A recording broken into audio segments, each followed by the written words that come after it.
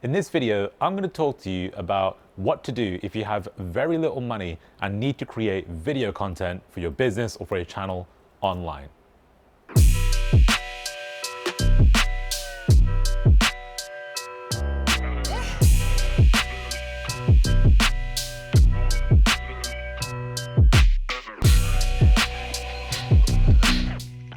Look, if you're brand new, right, you're probably thinking like, well, what kind of camera do you use? What kind of equipment do I need?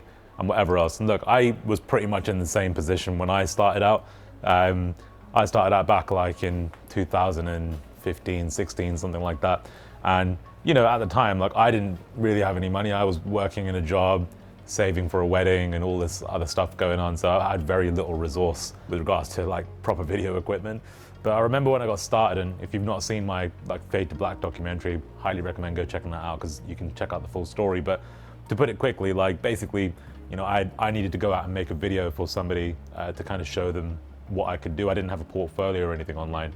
And at the time, I didn't even have a video camera. So I had to actually like borrow a video camera to go and shoot this video. So, you know, I guess the reason I'm telling you this is, look, if you've got very little resources right now, there's lots of different ways that you can get started, and we'll be talking to you about that today. I'm going to take out the Red today. Now, I know you're probably thinking, well, Joey, look, you know, like you just told us like how we're going to make video without a budget, and I'm holding like this massive 80 grand camera. But look, the point is like this isn't where I started. This is where I am now.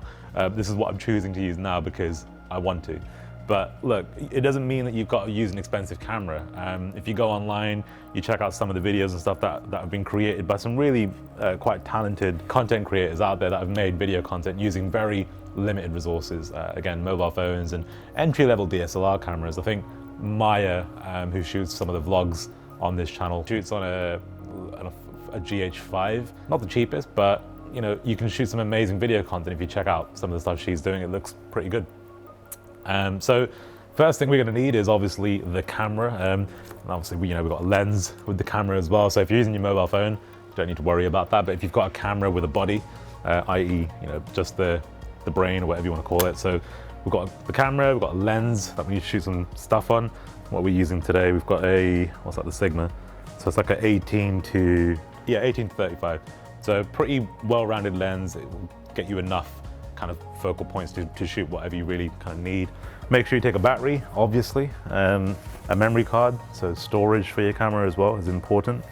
We've got a screen in there as well because the Red doesn't have any kind of screen, because why would you do that on such an expensive camera? So screen, battery, memory cards, camera. The other thing is we need some audio recording. So we use the H4n. This isn't the H4, it's the H6 actually. But H4n, H5, H6, just get one of the H's. They're really good, great voice recorders. Basically what we do is we stick in we have a wireless lav mic. So I've got one of the packs here, and then the counterpart to that is this little bit here, which just sticks into the voice recorder. So what that does is it allows us to record the audio separately, because one thing that you'll notice when you start making videos is when you try and record audio on your camera, the audio sucks. Like it doesn't sound good. It's pretty to be honest. So the good thing with having something like this is we're recording the audio separately into a different device, so we get really nice crystal clear audio. What else do we need? A copy of Real Gold to get all our tips and tricks from, coming soon. Make sure you get one of those. We're not going to need any light because we are shooting outside today, so we've got the benefit of daylight. Tripod's probably handy for a camera like that. It's a pretty heavy camera, so you're probably going to want to use a tripod if you've got a heavyweight camera. Using your phone or something handheld, like Dan's using a Komodo, which is quite a smaller camera, so you might get away with not having to use a tripod at all. A camera bag is probably a good investment actually, but if you don't have a camera bag, then I don't know, Asda bag. Okay, cool, we'll head out.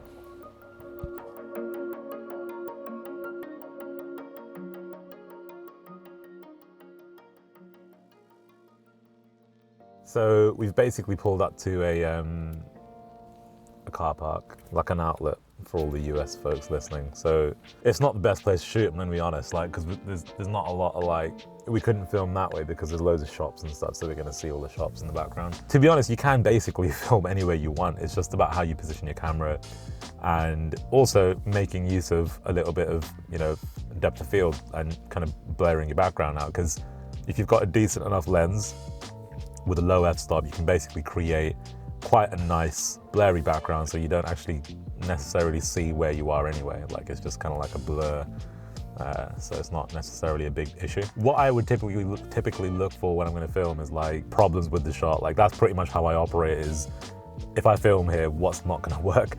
The first instant thing that I notice is there's cars driving by. It's quite a busy road. Lots of cars, lots of noise, which might not be great if we were filming audio. Dan's not going to be talking, so I don't really care about that today. But if you're going to go and film, obviously make sure the atmosphere and the environment is actually suitable for you to be able to speak in. That's going to be a big thing. So that's the first thing. The second thing is light.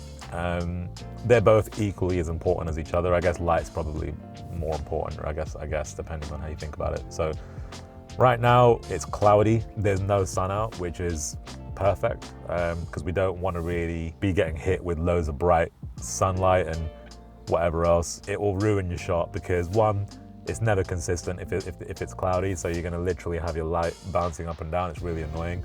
It's going to be blown out, i.e. it's going to be too bright if the sun's out. Now, if you have a camera that's got, you know, built-in like ND filters, or if you can get, Dan's got his ND filter here, so you can see kind of what it does. So what that does is it starts to reduce the amount of light that's basically coming into the lens. So, you know, that is a benefit in a way, because we can kind of kill the light. But if you're shooting outside, shooting a day where, you know, it is a little bit overcast, you've got some clouds, and you're not going to have to worry about battling the sun, or just shoot inside, you know, where you can control the light. When we were doing the lighting during the fade to black thing, might be good to show here, because the podcast room in the office is really dark naturally. So the benefit of that is we can control how bright or dark we want that room to be, which is super helpful if we're trying to create a bit of ambience or a bit of a cinematic look. That's really cool, but try not to overthink it too much. Do look into things like lighting. Like, some basic principles to look at is 2-point and 3-point lighting. Just get your head around that and understand what it is. But otherwise, just go outside, make sure it's not super sunny, and you'll probably be okay.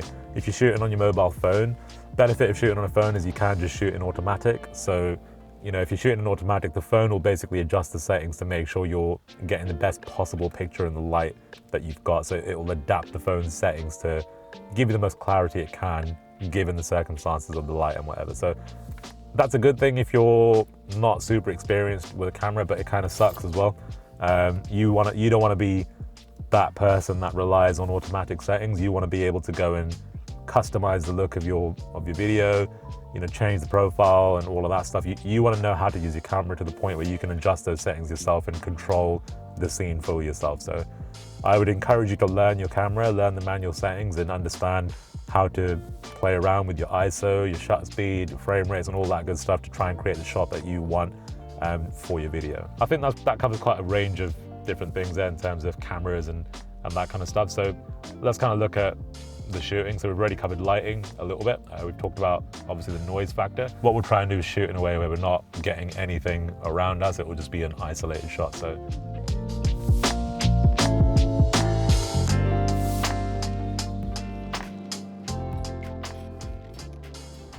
my hunch was right. Basically, the parking thing wasn't really that great. Too busy, too much noise, so we couldn't really get a great shot there. So we're driving back, well, to another car park, which is a little bit quieter. Plus, it's raining a lot, and it's not the right time to get out yet. A couple of tips while we're driving actually was, you know, if you are kind of low on resource, money, whatever, like, outside of obviously like a camera, which you can rent out, like if you want to use a really good camera, you can just rent a camera out like for, you know, 50 bucks a day or something like that.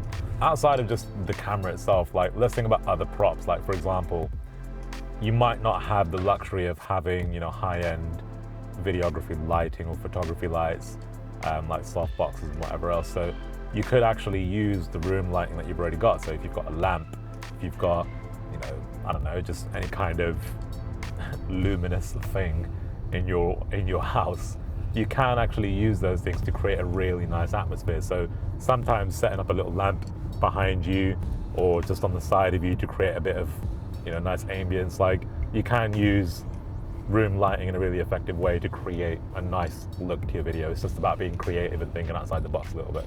Black out the room, so try and make the room as dark as you can, and then start introducing lights into the scene so you can see what kind of impact it's making to your scene. Maybe things like reflectors.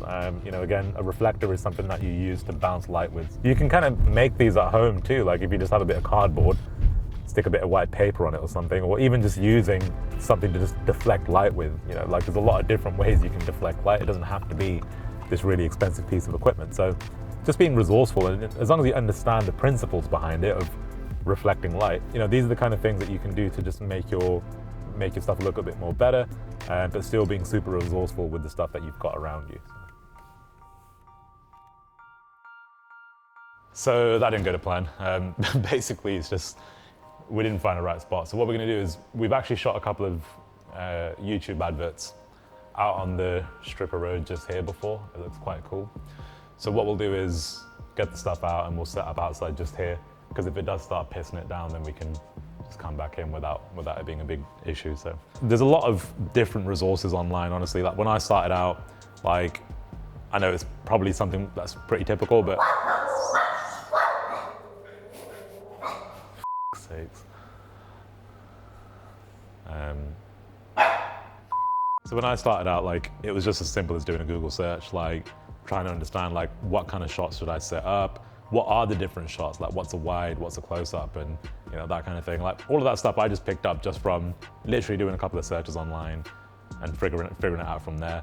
But the beauty of things now, like the way technology and content online has progressed, is like you can just go online to YouTube and find so much content, just like this one right now. Like, we're walking you through stuff for free here. Our course on Fade to Black is quite a comprehensive course in itself, but it really is designed from taking you from being a complete beginner all the way through to quite advanced techniques on marketing and selling with video as well. So, maybe if you're not quite ready for that, try a primer on something like Udemy or just some free resources on YouTube. Go through our content here on YouTube as well, and get your head into some of the basics. But we'll go outside now, set the camera up. I'll show you kind of what I'm doing with the shot there, give you an idea of kind of why I'm thinking about shooting it in a certain way and how I frame the shot and that kind of thing. So it's not raining right now, so let's head out there if we can. So this shot kind of sucks so far. Like, it doesn't look that great, but we'll try and make it look a bit better. Dan, maybe come a little bit closer. Yeah, that's cool. Maybe like here. Yeah, that's a little bit better now. See, got a bit more of a blurry background. It's not too bad. So I think the ISO is quite high here as well. If we look at, we can actually probably measure some of this a little bit here. So one of the things here is when you're using a camera that's got an ISO control, if you're shooting outside and your ISO is really high, you're going to lose a shitload of detail. So the goal really here is to try and keep your ISO nice and low, so you'll capture a lot more detail in the shot. We can also use zebras. I know Dan doesn't like using a zebra, but I'm old-fashioned, so I like using the zebra.